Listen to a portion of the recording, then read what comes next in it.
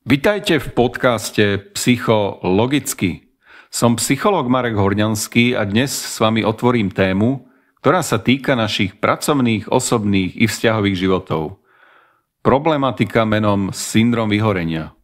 Ak ste nič také u seba alebo vo svojom okolí ešte nepozorovali, nezažili, môžete hovoriť o istom úspechu.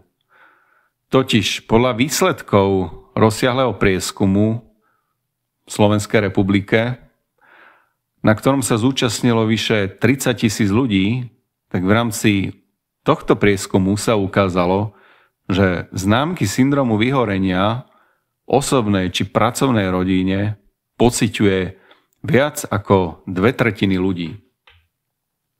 Konkrétne viac ako 70% pociťovalo nepretržitý syndrom pocit únavy. 60% uvádzalo fyzickú vyčerpanosť a 70% zúčastnených pociťovalo aj vyčerpanosť emocionálnu. Vo svojej psychologickej praxi sa stretávam s klientami, ktorí mi komunikujú o tom, ako nedokážu ráno vstať, ich myseľ je neustále preťažená myšlienkami, že radosť vecí, ktoré kedysi milovali, sa vytratila, že nedokážu relaxovať, oddychovať, ani plnohodnotne spať. Prenasledujú ich rôzne pocity zlyhania, frustrácie. Práca, ktorá ich na začiatku bavila, sa stáva príťažou. A vzťahy či komunikácia s kolegami, v rodine, blízkymi sa komplikuje. Čo je najhoršie, to riešenie je niekedy v nedohľadne. Tak aj takto prežívajú ľudia zasiahnutí syndromom vyhorenia. Príznaky. Totiž ak človek nie je schopný v dôsledku záťaže a stresu sa dostatočne zotaviť, môžu sa objaviť rôzne ťažkosti. Neraz vo forme psychosomatických príznakov, či už na psychickej alebo fyzickej úrovni. Medzi tie fyzické, somatické patria napríklad bolesti hlavy, poruchy spánku, nevoľnosť, srdcové ťažkosti, zubné ťažkosti, tráviace a tak ďalej. A medzi psychické syndrómy, alebo symptómy, lepšie povedané, patrí či už problémy s koncentráciou, problémy s pamäťou, neschopnosť rozhodovať sa, strata empatie, častokrát cynizmus, problémy v intimnom sexuálnom živote, dehumanizácia. Človek vlastne si zachová istý odstup od ľudí. Problémy v partnerstve, problémy v rodine, v práci.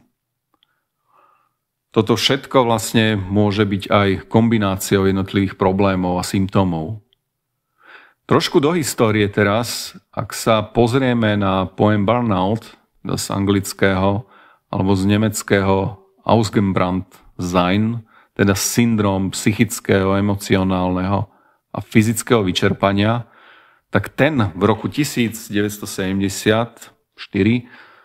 predstavil doktor Freudenberger, ktorý sledoval vyhorenie hlavne u pracovníkov v sociálnych a zdravotníckych službách. A dodnes platí, že najviac ľudí je ohrozené práve v pomáhajúcich profesiách, čiže sú to lekári, učitelia, zdravotné sestry, psychológovia, sociálni pracovníci a tak ďalej. Takisto rizikové povolania typu hasiči, vojaci, policajti a teda profesie, kde je neustály akýsi tlak a zároveň kontakt s ľuďmi, tak sú rizikové. To vyhorenie totiž vzniká v istom dôsledku takého dlhodobého chronického stresu, pri ktorom vlastne myseľ a ani telo si nedokážu poradiť, nedokážu si oddychnúť. Čiže takým prvým varovným signálom, na ktorom to odborníci potom badajú, je stála únava. A je to typ únavy, ktorú nezlikvidujete ani spánkom alebo nejakým víkendovým oddychom.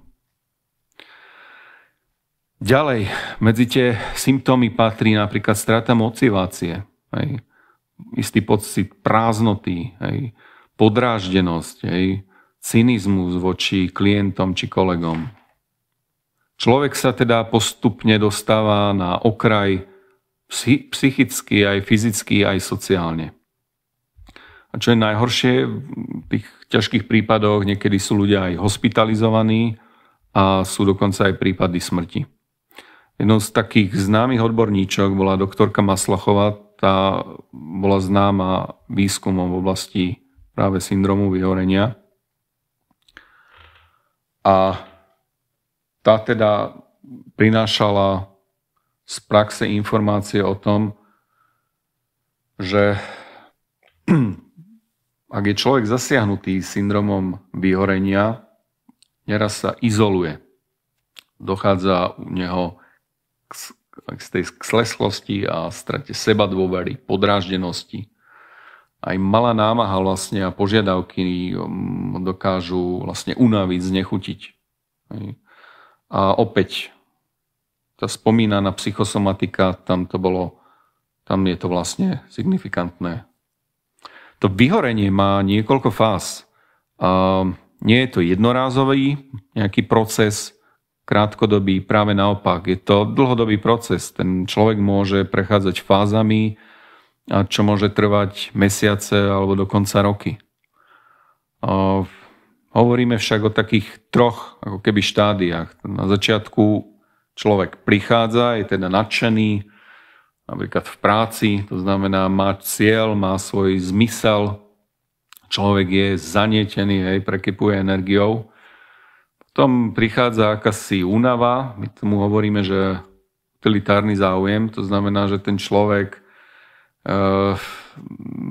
čerpá viac benefity, napríklad financie, a teda nadšenie a elán sa nejakým spôsobom dávajú do úzatia a napríklad motivácia je čisto len finančná. Hej. Až sa dopracuje do tretej fázy, a to je tzv. Spálenisko, to znamená, že tu človek si prestáva vážiť aj seba samého, stráca nejaký zmysel, upadá a izoluje sa. Je však veľmi dôležité povedať, že syndrom vyhorenia nie je spätý len so zamestnaním. Môžeme ho stretnúť napríklad aj u partnerov, manželov, kde na začiatku môže byť prirodzene veľké zamilovanie, potom tá láska ako keby trošku vyprchá, ľudia sa dostávajú do stereotypu a dvojica sa nedokáže jednoducho popasovať so starostiami, vyprchá a nastupuje syndrom vyhorenia. To isté môžu zažiť aj ženy na materskej dovolenke. Hej. Alebo aj ľudia, ktorí sa starajú o svojich blízkych, napríklad seniorských rodičov. To znamená, že syndrom sa môže prejaviť naozaj u každého z nás. Je to pomalý proces, ale istý. Najhoršie je, že tá liečba je zdĺhavá a nezaobíte sa bez odbornej pomoci. Preto, ak máte podozrenie, je dobré naozaj sa zastaviť, po prípade, ak vám to prerastlo cez hlavu, navštíviť odborníkov a naozaj si nechať poradiť. Tu je len pár otázok, že ako ste na tom vy sami, či sa vám darí predchádzať uvedenému syndromu, po prípade, či ste niekedy niečo podobné zažili a máte odporúčania pre druhých. Ďakujem, že ste počúvali podcast Psychologicky. Dúfam, že ste si odnesli aspoň aký taký jasnejší pohľad na daný problém a pamätajte, že vyhorenie nie je znak slabosti. Je to upozornenie, signál nášho organizmu, že potrebuje starostlivosť. Preto skúste si vynahradiť a nájsť čas na pravidelné prestávky, na relax, stanoviť si jasné hranice medzi prácou, oddychom a v prípade, že pociťujete problém, nebojte sa osloviť blízkych alebo odborníkov. Tak teda, ak vám epizóda priniesla nové poznatky alebo nápady, zdieľajte. Budem rád za vaše otázky či postrehy. Som Marek Horňanský a teším sa na vás pri ďalšej epizóde podcastu Psychologicky. Do skorého počutia.